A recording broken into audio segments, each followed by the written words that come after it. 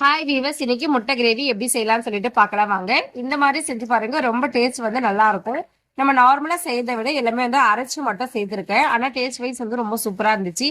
எண்ணெய், கடுகு, பெருஞ்சீரகம், சீரகம், அதுக்கப்புறம் பச்சை மிளகாய், வெங்காயம் மட்டும் நிறைய சேர்த்துருங்க. ஒரு 3 வெங்காயம் போல கட் பண்ணி சேர்த்திருக்கேன். கருவேப்பிலை, கொத்தமல்லி சேர்த்து நல்லா வதக்கி விட்டுருங்க.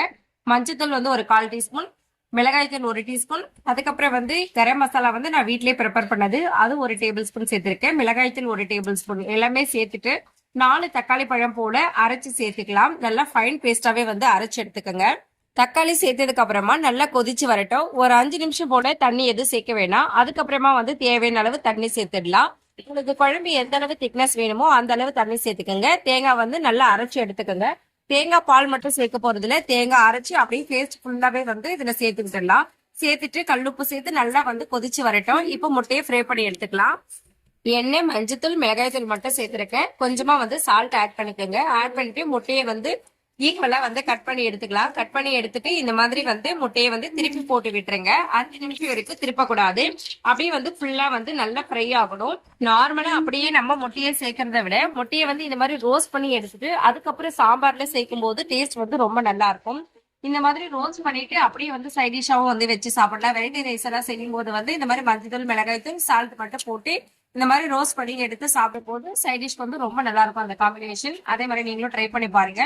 இப்ப சாம்பார் வந்து நல்லா கொதிச்சு வந்துருச்சு. நல்லா வந்து கிரேவி பதத்துக்கு வந்துருச்சு. இப்ப வந்து நம்ம முட்டையை ஆட் பண்ணிடலாம்.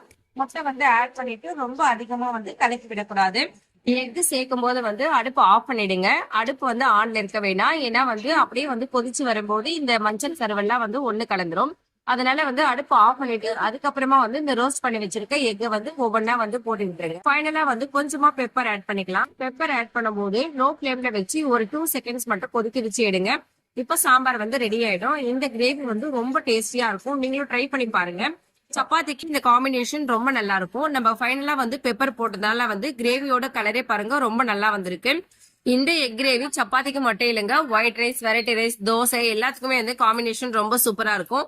ஒயிட் ரைஸ்க்கு எக் கிரேவி மட்டும் வச்சு சாப்பிட்டோம்னா அந்த அளவு வந்து டேஸ்ட் வந்து சூப்பரா இருக்கும். எப்படி இருக்குன்னு சொல்லிட்டு நீங்களும் வந்து ட்ரை பண்ணி பார்த்துட்டு கமெண்ட் பண்ணுங்க. இன்னைக்கு எங்களோட நைட் டின்னர் சப்பாத்தியும் எக் கிரேவி தான் வந்து வச்சிருந்தோம். ரொம்ப டேஸ்ட் வந்து நல்லாவே இருந்துச்சு. தேங்காவெல்லாம் வந்து அரைச்சி சேர்க்கும் போது வந்து டேஸ்ட் வந்து கூடுதலா இருக்கும். இதே அளவுல ஸ்பைசஸ் எல்லாம் ஆட் பண்ணிட்டு செஞ்சு பார்த்து எப்படி இருக்குன்னு சொல்லிட்டு கமெண்ட் பண்ணுங்க. தேங்க்யூ.